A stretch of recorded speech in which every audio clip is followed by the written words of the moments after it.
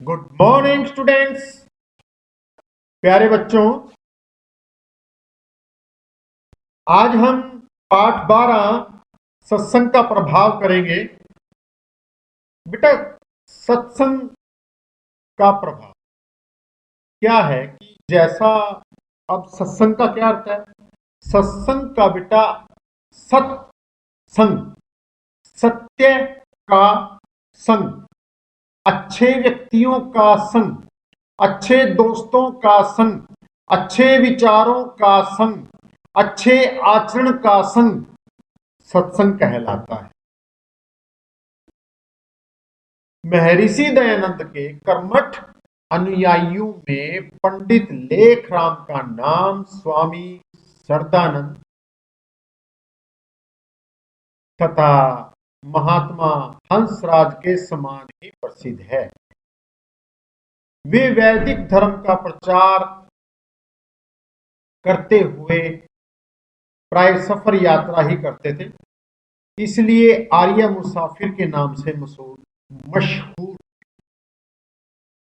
बेटा, आर्य मुसाफिर होता है, आर्य आर्य संस्कृत का शब्द है और आर्य का मतलब होता है श्रेष्ठ, और मुसाफिर का होता है चलते फिरते रहने वाला व्यक्ति।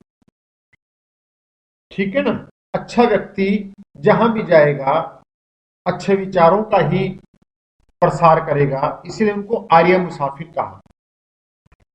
उनका जीवन बड़ा पवित्र था, इसलिए उनके भाषण का सुनने वालों पर गहरा प्रभाव पड़ता है। आर्य समाज के ये महान विद्वान नेता ग्राम ग्राम, गांव गांव घूमकर प्रचार कर रहे थे या करते रहते थे। एक ग्राम में पहुंचे तो जब एक ग्राम में पहुंचे और वो अपना उपदेश सुना रहे थे, तो वहां जब उनका जो उपदेश की जो ख्याति थी, जो उसकी गुडविल थी, वो दूर दूर तक फैल गई। और उस गांव का एक नेता था डाकू, और जिसका नाम था मुगला। जब यही बता रखा है कि जब एक गांव में पहुंचे तो वहां पर एक डाकू मुगला भी उनके व्याख्यान को सुनने के लिए आ गया। अब जब गांव वालों ने डाकू को देखा तो सारे गांव वाले डर गए। तो गांव वाले उस स्थान को छोड़ के चले गए, और वो जैसे प्रवचन करते रहे तो दूसरे साथी भी उनके पास बैठे रहे। गांव वालों ने जब मुगला को देखा और पहचाना तो उनके पैरों तलों की धरती निकल गई। धरती का मतलब कि डर जाना, पैरों तले जमीन खिसक जाना, एक कहावत है बेटा, डर जाना। और जब वो एक एक करके उठने लगे और पंडित लेखराम जी व्याख्यान दे रहे थे, इट मीन्स व्याख्यान का यहां पर मीनिंग है लेक्चर देना, बताना। अपने विचारों को जब वो लोगों को समझा रहे थे, लोग उठकर जा रहे थे, तो पंडित जी को बड़ा आश्चर्य हुआ। वो हैरान हो गए, भाई ऐसी क्या बात हो गई कि मेरे लेक्चर के अंदर सभी लोग उठ उठ के जाने लगे और धीरे धीरे सभी लोग चले गए, लेकिन केवल अब यहां पर ये एक हमारी बुक्स के अंदर सुगला वर्ड गलत लिखा हुआ है, यहां पर है मुगला। आप अपने ब्लैक पेन से अपनी बुक के अंदर इसको सुगला की जगह मुगला कर लेना बेटा। मुगला और उसके साथी रह गए। तो पंडित लेखराम जी, चाहे उनके सामने एक व्यक्ति बैठा है चाहे 1000 बैठे हैं, वो अपना लेक्चर दे रहे थे।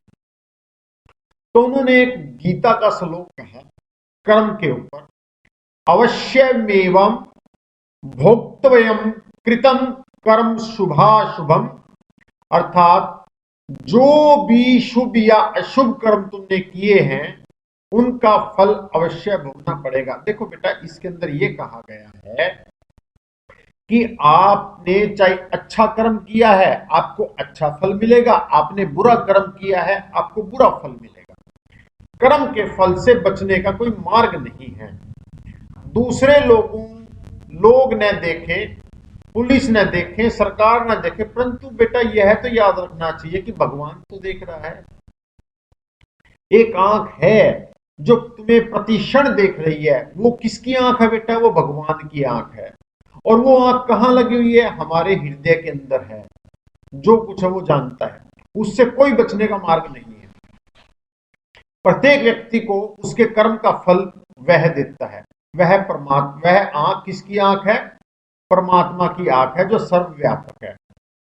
तो बेटा प्यारे बच्चों, में थोड़ा सा अभी यहीं पर इसको रोक कर एक बात बताऊं कि हमारे सामने एक लाइन छोटी लगी हुई है और एक लाइन बड़ी लगी हुई है। तो हम बिना बड़ी लाइन को मिटाए छोटी लाइन को बड़ी लाइन से और बड़ी कैसे कर दें? उसके सामने एक और बड़ी लाइन खींच दो।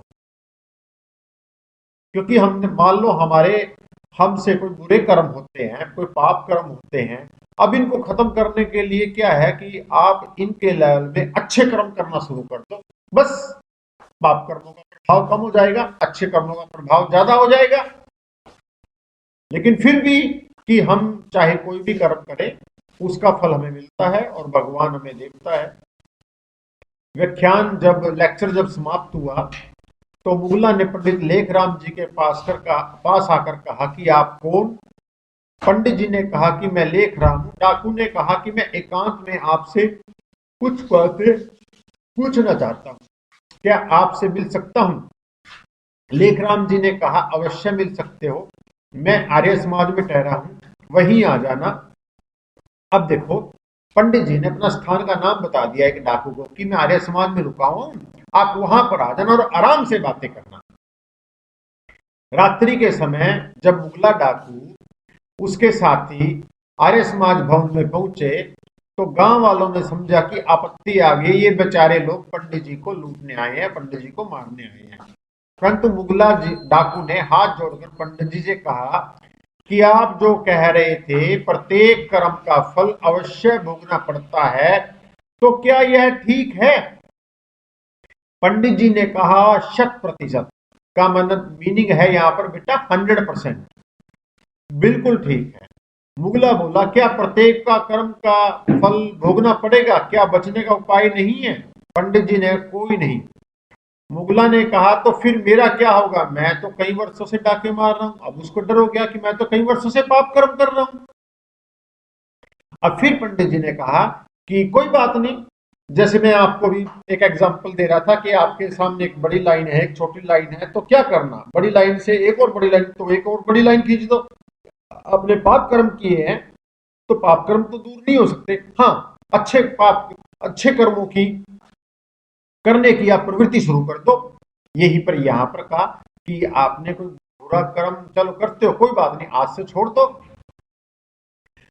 और कल आर्य समाज में आ जाओ। यज्ञोपवीत का मीनिंग है बेटा यहाँ पर संस्कार। अच्छे विचारों को शुरू करने का जो पॉइंट होता है उसको यज्ञोपवीत कहते हैं। इसके पश्चात धर्म के मार्ग पर चलो। मुगला और साथी दूसरे दिन आर्य समाज में पहुंचे, उन्होंने आशीर्वाद लिया, शपथ ली और उनका जीवन बदल गया। और सत्संग का, ये देखो, सत्संग का प्रभाव का मतलब मीनिंग क्या है बेटा? एक सत्संग एक डाकू को अच्छा बना सकता है और एक अच्छे व्यक्ति को पाप कर्म बुरा बना सकता है। तो इसलिए हमें हमेशा अच्छे कर्म करने चाहिए, अच्छे दोस्तों का संग करना चाहिए, अच्छे लोगों का संग करना चाहिए, अच्छे विचारों को अपनाना चाहिए। तो आगे इसके प्रश्न उत्तर हैं बेटा, मैं आपको प्रश्न उत्तर लेके चलता हूं। उसके बाद इसके 5 प्रश्न हैं हमारे पास। सत्संग शब्द का क्या अर्थ है? मुगला कौन था? वह सभा में क्यों गया? पंडित लेखराम के किस वाक्य पर मुगला का विशेष प्रभाव पड़ा? मुगला ने पंडित लेखराम से क्या कहा? पंडित लेखराम ने मुगला को क्या सलाह दी? अभी हम प्रश्न उत्तरों को करेंगे।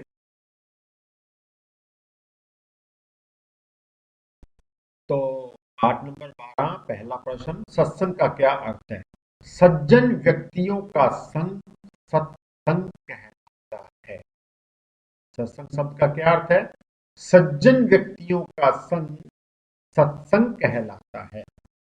अब देखो बेटा यहां पर है, आप अपनी वीडियो को यहां पर स्टॉप कर लो और इस प्रश्न के उत्तर को अपनी फेयर कॉपी में लिख लो। और फिर मुगला कौन था, वह सभा में क्यों आया था? मुगला एक डाकू था, वह पंडित लेख राम जी का विचार सुनने आया था। देखो बेटा दूसरा प्रश्न क्या था, मुगला कौन था, वह सभा में क्यों आया था? मुगला एक डाकू था, वह पंडित लेख राम जी का विचार सुनने आया था। तीसरा प्रश्न, पंडित लेखराम के किस वाक्य का मुगला पर विशेष प्रभाव पड़ा? क्या कहा? जो भी शुभ या अशुभ कर्म तुमने किए हैं उनका फल अवश्य भोगना पड़ेगा। यहां पर पूर्ण विराम है बेटा, यहां पर आप पूर्ण विराम लगा देना, मैं भी लगा देता हूं।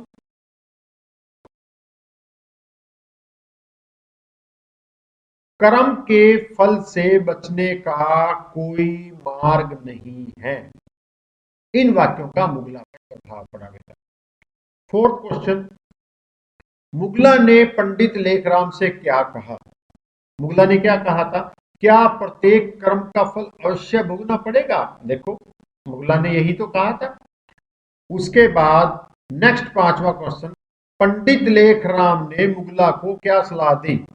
जितने भी तुमने बुरे कर्म किए हैं उनको आज से छोड़ दो और धर्म के मार्ग पर चलो। तो ये बेटा आपके 5 क्वेश्चन थे। एक बार मैं इन 5 क्वेश्चनों को दोबारा रिपीट कर देता हूं। पहला प्रश्न, सत्संग का क्या अर्थ है? सज्जन व्यक्तियों का संग सत्संग कहलाता है। दूसरा, मुगला कौन था, वह सभा में क्यों आया? मैंने आपके प्रश्न उत्तरों को छोटा करने की कोशिश की है बेटा। मुगला एक डाकू था, वह पंडित लेखराम जी का विचार सुनने आया था। पंडित लेखराम के किस वाक्य पर मुगला पर विशेष प्रभाव पड़ा? जो भी शुभ या अशुभ कर्म तुमने किए हैं उनका फल अवश्य भोगना पड़ेगा, कर्म के फल से कोई बचने का कोई मार्ग नहीं है। फोर्थ प्रश्न में मुगला ने पंडित लेखराम से क्या कहा? क्या प्रत्येक कर्म का फल अवश्य भोगना पड़ेगा? वो भोगना पड़ता है। पंडित लेखराम ने मुगला को क्या सलाह दी? जितने भी कर्म तुमने बुरे कर्म किए उनको आज से छोड़ दो और धर्म के मार्ग पर चलो। प्यारे बच्चों, ये मैं आपको बार बार बोलता हूँ, ये सभी वीडियो मैं क्रिस इन्फॉर्मेटिक यूट्यूब चैनल से बनाता हूँ। आप उसको सब्सक्राइब करो और बेल आइकन को लिंक लाइक करो बेटा, उसको क्लिक करो ताकि आने वाली फ्यूचर की सभी वीडियो आपको मिल सके। थैंक यू बेटा, हैव ए नाइस डे।